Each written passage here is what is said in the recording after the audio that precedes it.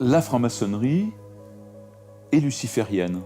Il y a les 33 degrés de la maçonnerie, les 33 ans du Christ, on pourrait dire, ça revient au Oh, même. tout à l'intérieur de la franc-maçonnerie procède d'une inversion des valeurs chrétiennes, au départ. C'est anti-chrétien. Anti-chrétien jusqu'au bout. Tous les francs-maçons ne sont pas satanistes, loin de là. Mais tous les satanistes sont francs-maçons. La franc-maçonnerie est avant tout, et ça va peut-être surprendre des gens, c'est une organisation religieuse. C'est une église. Ils se considèrent comme tels, ils se considèrent comme la nouvelle église, comme étant la seule ayant droit d'existence sur la planète. Le fondateur de l'église de Satan aux États-Unis, Crowley, était franc-maçon. Si l'on croit, comme c'est mon cas, dans la République, à un moment, il faut passer par la franc-maçonnerie. Bonjour à tous. Société secrète, franc-maçonnerie, Illuminati, nous entendons parler de ces regroupements secrets depuis déjà plusieurs années, qui sont à l'origine de beaucoup de théories du complot. Nous allons nous plonger dans ce documentaire, ce reportage vraiment exceptionnel où j'ai pu vous mettre en avant une multitude de témoignages de personnes qui ont eu la chance, entre guillemets, de rentrer dans ces mouvements secrets, qui vont pouvoir apporter donc du concret et non pas de la spéculation. Vous allez voir également que certaines personnes dans ce reportage ont payé le prix fort. Ils sont morts dans des circonstances assez troublantes, à des âges assez prématurés, comme ce fut le cas de Serge Monast. Et vous allez voir également que le but de ces sociétés secrètes, qui sont apparentées à des religions, sont bien de vénérer un Dieu et de le servir. Maintenant, il s'agit de savoir quel est ce Dieu et pourquoi ils le servent. Bon visionnage. Il a fréquenté les loges durant 24 ans. Il avait atteint le 18e degré.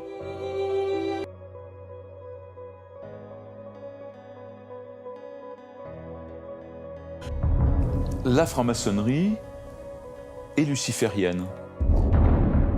Donc ça, c'est terrifiant, parce que ce sont des choses qui sont cachées, qui ne sont pas dites. Quiconque voudrait entrer serait obligé de sonner. Et pour sonner, il y a des codes. En l'espèce, c'est pour le mot de passe, il y a mot de passe, mot sacré, mot abond, tu bats le Caïn, voilà.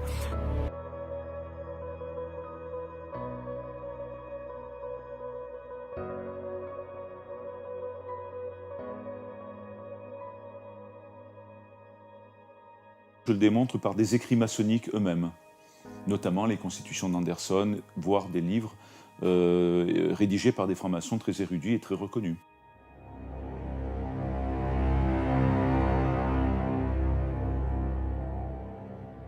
La Constitution d'Anderson, les règles de la franc-maçonnerie, rédigée par le pasteur James Anderson en 1721. Cette constitution indique clairement que la franc-maçonnerie est fondée sur la croyance en Dieu. Toute la question est de savoir quel est ce Dieu. Il y a ce qu'on appelle un passage sous le bandeau, c'est-à-dire qu'on est interrogé les yeux bandés.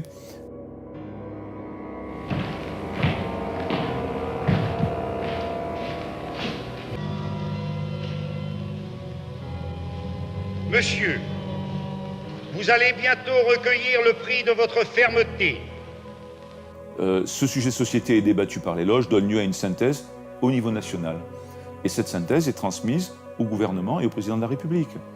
Que toutes les lois que nous avons en France sur ces sujets-là sont d'abord travaillées et mûries en loge. Le terme de mûrir, c'est lui qui l'emploie. On mûrit les lois en loge. Quand vous avez 40 personnes qui, elles, chacune, dans leur cercle d'influence ou de connaissances, va pouvoir parler d'un thème à 20 ou 30 personnes, ça se multiplie. Alors ça, c'est un des moyens, je dirais, de dispersion de l'idéal maçonnique.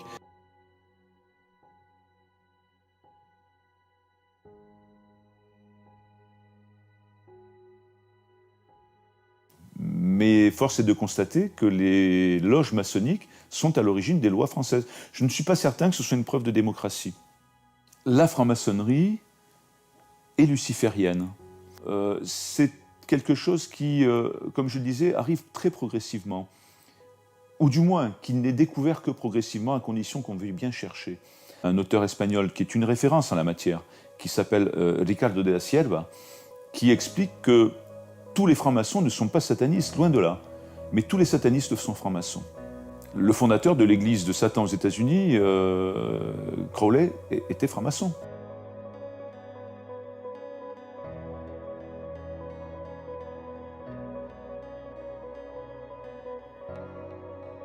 Albert Pike était sataniste. C'est quand même lui qui dit que la religion maçonnique, vous voyez que c'est pas moi qui utilise le terme, la religion maçonnique est la religion luciférienne par excellence. Il dit même plus, il dit que Adonai et Lucifer sont Dieu. Et malheureusement, Adonai est Dieu également.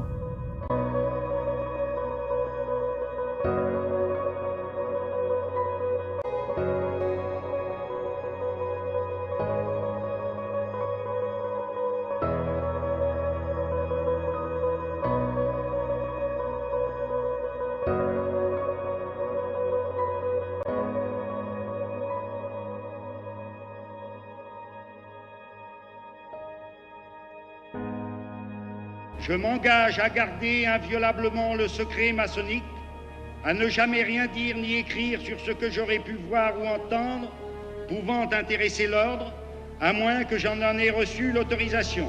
J'ai vu un Christ en croix, et bien là je peux vous assurer que j'ai versé toutes les larmes de mon corps. Alors j'aimerais faire un petit point justement sur ce qu'avait prédit ce monsieur Albert Pike, qui était un 33e degré de la franc-maçonnerie, donc le rite le plus élevé. Généralement on observe que ces personnes étaient directement et sont directement en contact avec Lucifer, qui donne voilà les plans, les démarches à suivre, qui eux-mêmes vont pouvoir retransmettre à ceux qui leur sont subordonnés.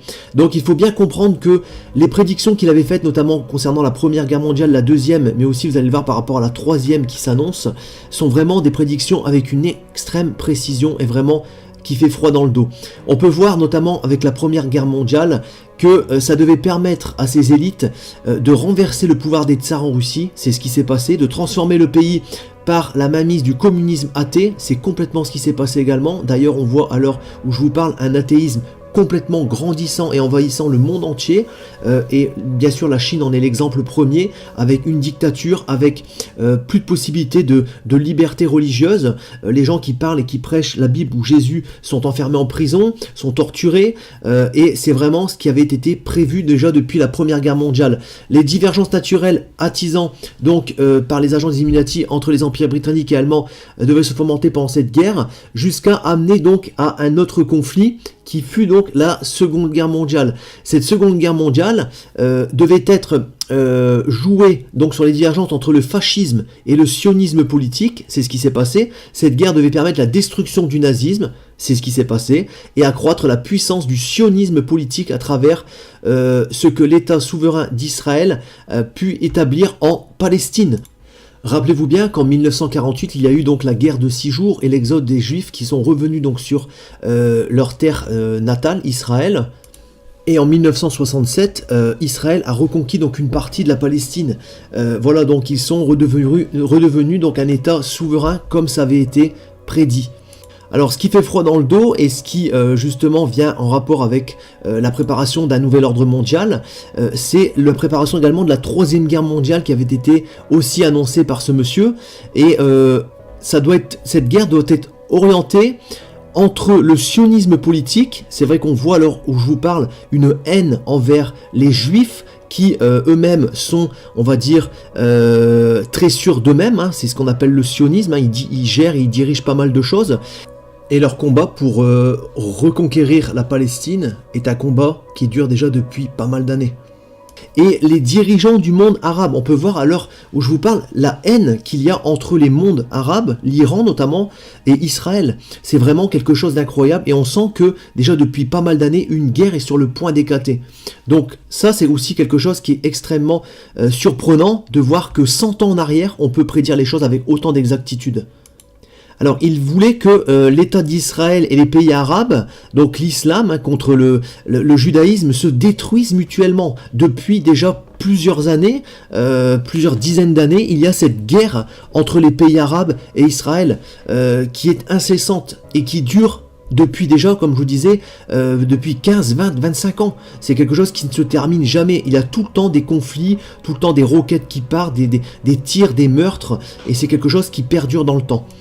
Et nous sommes voilà les nations divisées. Les gens qui n'ont pas la foi sont les gens qui sont divisés justement par une certaine prise de position qui n'est pas toujours facile. Ils ont du mal à comprendre aussi pourquoi il y a tant de guerres. Donc c'est vraiment incroyable de prédire les choses avec autant de précision. Et donc à la fin, le tout dernier paragraphe nous parle en fait d'une forme de grosse révolution, une pseudo-guerre, où il va y avoir en fait un conflit entre les athées et entre les révolutionnaires. Donc les athées révolutionnaires plutôt, pardon, et entre les citoyens qui vont être obligés de se défendre eux-mêmes contre la minorité révolutionnaire mondiale extermineront les démolisseurs de la civilisation et les masses déçues par la chrétienté dont les esprits déistes seront à partir de ce moment-là sans boussole, à la recherche d'un idéal, se tourneront vers la doctrine de Lucifer. Rendez-vous compte, leur but c'est de se tourner vers la doctrine de Lucifer. Alors ce qu'il faut aussi savoir, c'est que la Bible sataniste nous explique clairement que lorsque Jésus reviendra à la vue de tout le monde et que le monde entier sera surpris par son avènement, les satanistes pensent que Satan détruira Jésus, détruira Dieu et instaurera son royaume dans ce monde. Ils pensent que Satan gagnera le combat contre Dieu, parce qu'ils pensent que Satan est le créateur.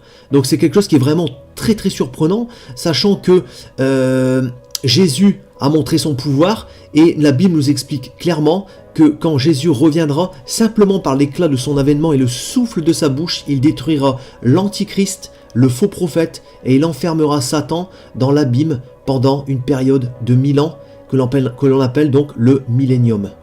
Je vous laisse regarder la suite du reportage, nous nous retrouvons juste après. Alors, journaliste international, je vous présente parce qu'il y a peut-être des gens qui ne vous ont pas vu il y a 2 semaines. Toujours. Il y a des gens qui disent, écoutez, c'est pas une société dangereuse, ils ont même des œuvres de bienfaisance, c'est des groupes de rencontres, ils échangent des idées, des choses comme ça. Ça, c'est la façade. La façade sociale, la façade humaine présentée par la franc-maçonnerie. La franc-maçonnerie réelle, qui part de 1776 avec le groupe des Illuminati en Bavière. Faut dire en partant, je fais une parenthèse, que le groupe des Illuminati en Bavière, c'est eux qui avaient comme élèves à cette époque-là et qui ont financé Diderot, Voltaire, Jean-Jacques Rousseau et qui ont mis sur pied la révolution de 1789. Aux Illuminati, à la franc-maçonnerie, dans sa réalité, qu'est-ce que c'est? La franc-maçonnerie est avant tout, et ça va peut-être surprendre des gens, c'est une organisation religieuse. C'est une église. Ils se considèrent comme telle, ils se considèrent comme la nouvelle église, comme étant la seule ayant droit d'existence sur la planète. Il y a les 33 degrés de la maçonnerie, les 33 ans du Christ, on pourrait dire, ça revient au même. Tout à l'intérieur de la franc-maçonnerie procède d'une inversion des valeurs chrétiennes, au départ. C'est anti-chrétien. Anti-chrétien jusqu'au bout, si on prend les documents de 1940. Oui. À l'exception du président Adams aux États-Unis, tous les présidents avaient et appartenaient à la franc-maçonnerie. À cette époque-là, 65% des sénateurs américains appartenaient à la franc-maçonnerie. Ils sont obligés d'y appartenir, sinon ils ne passent pas. Puis quand vous dites une épuration de la population, ça serait le genre de ce qui se passe en Yougoslavie, une épuration raciale, religieuse, spirituelle, pour que finalement ne règne sur la terre que ceux dans la race humaine qui méritent de régner et que les autres soient utilisés comme des esclaves, comme le voulait Adolf Hitler. Hitler était considéré non seulement comme un sauveur, c'était plus qu'un homme politique pour le peuple allemand, il était une réincarnation au niveau des anciens dieux allemands, et beaucoup plus que ça, il était l'individu qui avait été choisi par Dieu pour redonner au peuple allemand ce qui lui revenait de droit en fin de compte. Et c'était en diminutif ce qu'ils veulent établir au niveau d'un gouvernement mondial avec l'Antéchrist au pouvoir, qui est passé le 33e degré de la franc-maçonnerie. Ouais. Quel est en réalité ce 33e degré-là? Le 33e degré se compose d'une messe noire obligatoire, d'un sacrifice humain, on tue quelqu'un véritablement, soit qu'on a enlevé ou ainsi de suite. Ça fait partie du rite initiatique à ce moment-là. Et troisièmement, c'est la glorification de Satan et l'établissement du règne de Satan sur la planète. C'est ce que cherchent réellement pour eux autres. Ils sont dans leur droit, ils ont le droit de le faire, et c'est les sociétés issues des valeurs christianistes qui sont dans l'erreur, qui ont usurpé le droit, en fin de compte, à Satan d'exister sur la planète. Alors ce monsieur que nous venons d'entendre est tout simplement Serge Monast. Donc c'était un reporter canadien qui s'est mis donc à son compte pour justement éviter tout type de censure. Il a pu notamment mener des enquêtes internes assez poussées avec des gens qui ont démissionné et qui sont partis de la franc-maçonnerie, des anciens policiers, des anciens avocats, des gens déjà d'un certain grade professionnel et qui lui ont apporté donc des témoignages concrets sur ce qui se passait et mais également sur les plans qui devaient se mettre en place dans un futur plus ou moins proche. Et ce Serge Monast est décédé de façon assez brutale et de façon très suspecte quelques mois après avoir publié plusieurs livres qui, vous allez pouvoir les retrouver encore à l'heure où je vous parle, ont été les sources de beaucoup de théoriciens du complot, notamment concernant le projet Bluebeam, concernant également le nouvel ordre mondial. Toutes les théories que nous entendons à l'heure où je vous parle viennent justement des bouquins qu'a écrit ce monsieur Serge Monast, dont il a entendu parler justement par toutes ces personnes qui sont sorties de ces sectes francs-maçonnes. Alors nous devons bien aussi remarquer une chose qui est très importante à souligner. Il parle bien que les gens qui sont au 33e degré doivent procéder à une messe noire, doivent procéder à une glorification de Satan et doivent procéder également à un sacrifice humain. Donc ça, c'est des choses qui sont quand même assez terrifiantes. Il faut savoir que, bibliquement parlant, dans l'Ancien Testament de la Bible, beaucoup de personnes qui s'opposaient à Dieu à l'époque vénéraient Baal, qui était donc une idole créée par Satan. Et il y avait d'ailleurs une multitude d'idoles que les gens autres que le peuple hébreu avaient mis en place et que Dieu détruisait petit à petit par le biais des prophètes. Ces gens-là faisaient des rituels de sacrifice d'enfants, de bébés, mais aussi de personnes adultes, pour glorifier leurs statues, leurs idoles, qui étaient tout simplement représentées par Satan. Il faut savoir que derrière chaque statue, derrière chaque idole, il y a toujours Satan qui se cache. Il y a un seul Dieu unique, fondateur de la création, c'est notre Dieu, et bien sûr, qui est venu dans le corps d'un homme par Jésus-Christ, et il y a toute une multitude de faux dieux, des dieux astrales, des dieux d'animaux, reptiles, des statuettes qu'on peut trouver un petit peu partout dans l'ancienne époque, mais aussi encore à l'heure où je vous parle, comme Bouddha, comme voilà toutes ces choses-là, qui ne sont que des faux dieux que Satan utilise pour tromper l'humanité et pour les égarer du chemin de la vérité. N'oubliez pas que Jésus-Christ a dit une phrase qui veut tout dire, « Je suis le chemin, la vérité et la vie. Nul ne peut monter au ciel sans passer par moi. » Donc ça, nous devons bien sûr en tenir compte. Chose qui est aussi importante à souligner, comme vous l'avez pu le constater, beaucoup de politiciens, beaucoup d'hommes d'État doivent passer par cette franc-maçonnerie pour pouvoir accéder au poste qu'ils exercent. Et il faut savoir aussi que ce qui se passe dans la tête de ces loges maçonniques, dans les plus hauts grades, à partir du grand numéro 30 jusqu'au 33e le plus élevé, il y a des messes noires, il y a une communication spirituelle avec Lucifer qui va donner ses plans, ses directives et qui vont eux-mêmes être donnés à ceux des degrés inférieurs. Voilà pourquoi en début de vidéo vous entendiez donc Serge Abba-Gallardo qui témoignait de ne pas savoir, alors qu'il avait atteint déjà presque la moitié des rangs de cette franc-maçonnerie, ne pas savoir qu'il glorifiait Lucifer. Et il l'a su de façon vraiment opportune, car le Christ, Jésus, est venu lui révéler et il a donné sa vie au Seigneur et il a quitté donc la franc-maçonnerie. Donc il y a vraiment en fait, c'est une société dans une société.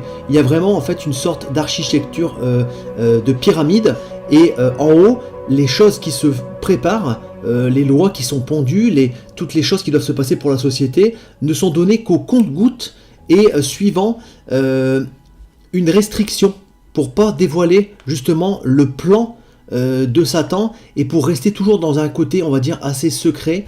Voilà, les gens du bas pensent servir une bonne cause, mais en fait, ils servent secrètement les plans d'ennemis, ils servent secrètement les plans des capitalistes, ils écrasent les gens qui sont en bas de l'échelle, le peuple, et automatiquement, comme je vous disais, ils pensent faire des choses correctement, ils pensent faire correctement leur travail, mais ils servent secrètement, voilà, une élite satanique, luciférienne, et ils servent les plans de Satan, tout simplement.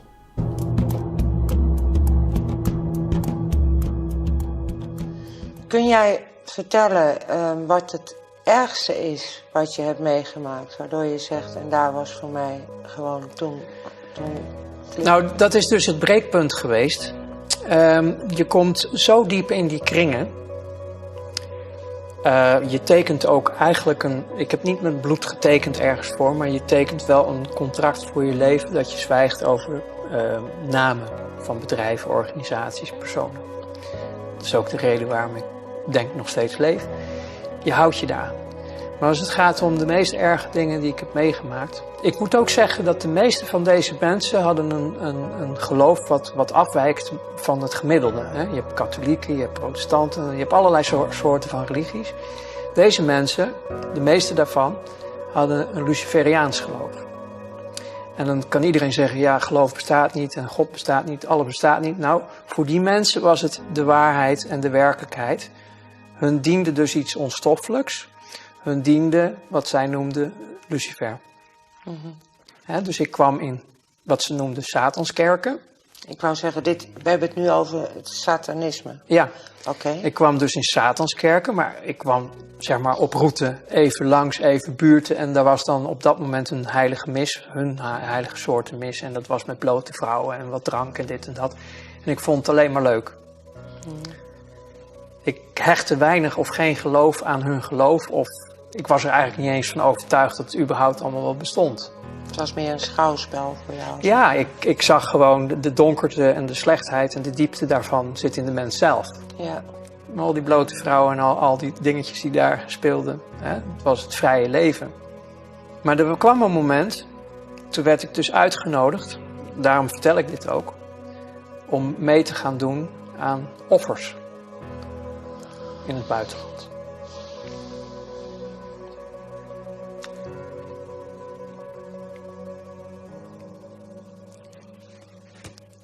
Dat was het breekpunt. Kinderen. Oké. Dat werd je gevraagd. Ja, ik kon het niet.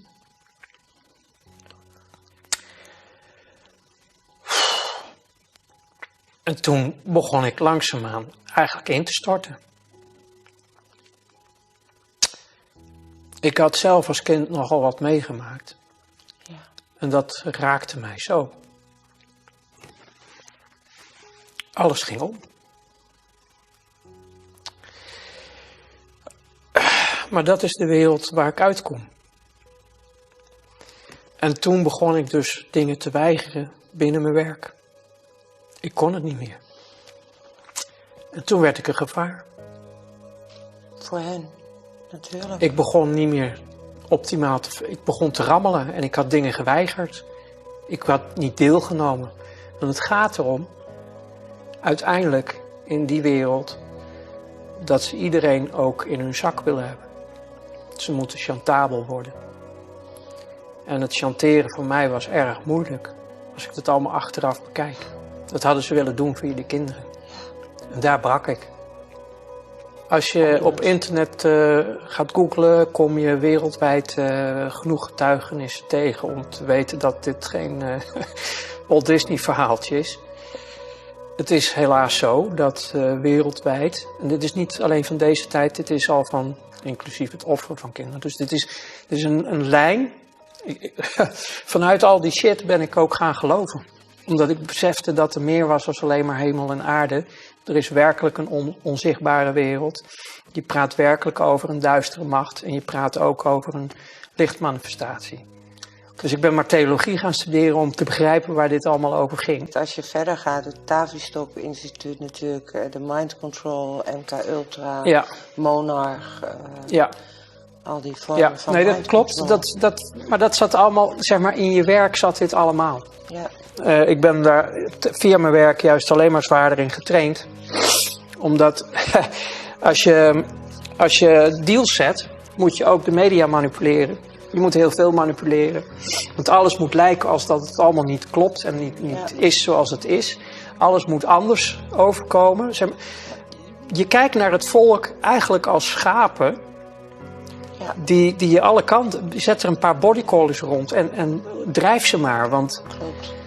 ik moet eigenlijk zeggen dat ik het nu nog steeds een beetje zie dat het zo gaat.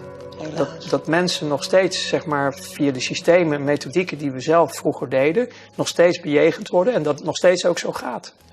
Dat mensen nog steeds maar niet snappen hoe het werkelijk in elkaar zit en nog steeds maar op het niveau zitten van als ik mijn pot bier maar heb en weet ik wat allemaal. Het helemaal op zichzelf gerichte, ook weer vanuit overleven. Ik bedoel, het is het programma wat draait. Maar je ziet nog steeds hoe makkelijk je mensen eigenlijk een kant op drijft. Ja. Als je aan de knoppen zit. De massapsychologie. Ja. Donc, quelle leçon à tirer de ce reportage? Politique, médias, certaines religions, beaucoup de choses dans ce monde sont corrompues. La parole de Dieu nous dit clairement que le monde entier est sous la domination du malin. Dieu laisse Satan, encore quelque temps, tromper l'humanité, tromper les gens qui ne cherchent pas, tromper les gens qui ne lisent pas leur Bible, qui sont donc en manque de connaissances et qui peuvent très facilement être égarés. Lorsque nous avons le Seigneur Jésus-Christ dans notre vie, nous avons premièrement l'assurance d'avoir la vie éternelle, si nous marchons dans la repentance, loin du péché, et selon ce que Dieu a demandé, parce que Jésus est Dieu, venu dans ce monde, dans le corps d'un homme, pour nous montrer le chemin, pour nous permettre d'éviter les pièges de l'ennemi, de Satan, de Lucifer, que certaines sociétés secrètes, que certains hommes servent de façon délibérée et lui rendent même des cultes. Avec tous ces témoignages, nous ne pouvons plus nier que nous sommes dans le complotisme ou la spéculation. Ces gens ont dit des choses qu'ils ont vues et qu'ils ont entendues de personnes sortant de ces milieux, de ces sectes secrètes lucifériennes. Ne cédons pas bien sûr à la psychose générale, tout le monde ne fait pas partie de la franc-maçonnerie, mais certains ne sont que des instruments. Donc bien sûr, nous devons rester les deux pieds sur terre, nous comporter avec droiture, avec amour, aimer notre prochain. La justice appartient à Dieu, et Dieu fera tomber sa justice sur tous ces hommes qui auront joué avec la vie des autres, qui auront pris plaisir à manipuler, à écraser les plus faibles et les plus petits.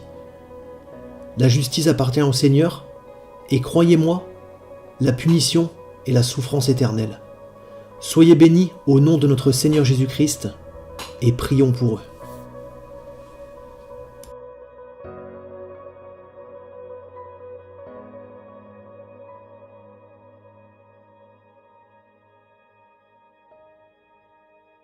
Tout pouvoir m'a été donné dans le ciel et sur la terre. Il y a plusieurs demeures dans la maison de mon Père. Si cela n'était pas, je vous l'aurais dit. Je vais vous préparer une place. Et lorsque je m'en serai allé et que je vous aurai préparé une place, je reviendrai et je vous prendrai avec moi, afin que là où je suis, vous y soyez aussi. Vous savez où je vais et vous en savez le chemin.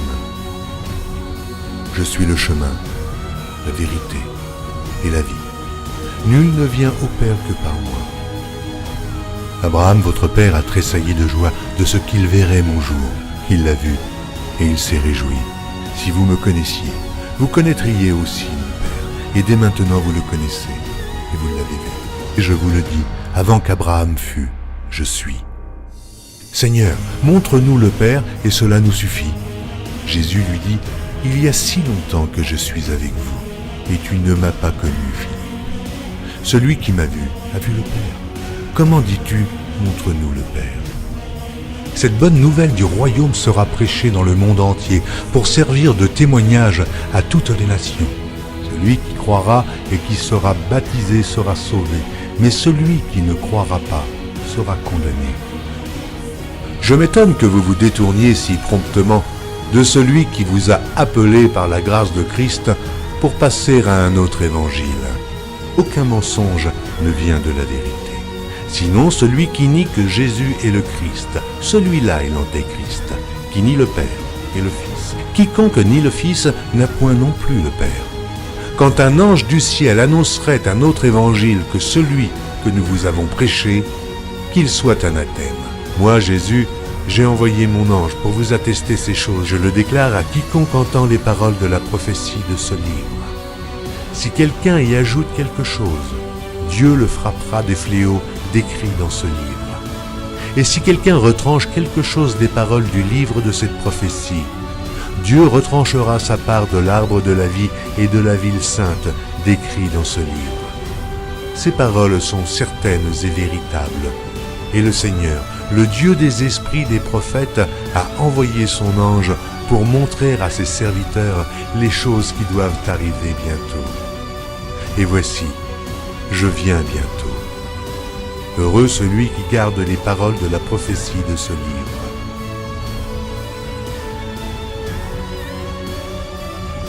Voici, il vient avec les nuées, et tout œil le verra, même ceux qui l'ont percé. Et toutes les tribus de la terre se lamenteront à cause de lui. Oui. Amen. Je suis le rejeton et la postérité de David, l'étoile brillante du matin. Je suis l'alpha et l'oméga, dit le Seigneur Dieu, celui qui est, qui était et qui vient, le Tout-Puissant, le premier et le dernier, le commencement et la fin. Que la grâce du Seigneur Jésus soit avec tous. Moi, Jésus, je viens bientôt. Vous êtes d'en bas, moi je suis d'en haut. C'est pourquoi je vous ai dit que vous mourrez dans vos péchés. Car si vous ne croyez pas ce que je suis, vous mourrez dans vos péchés.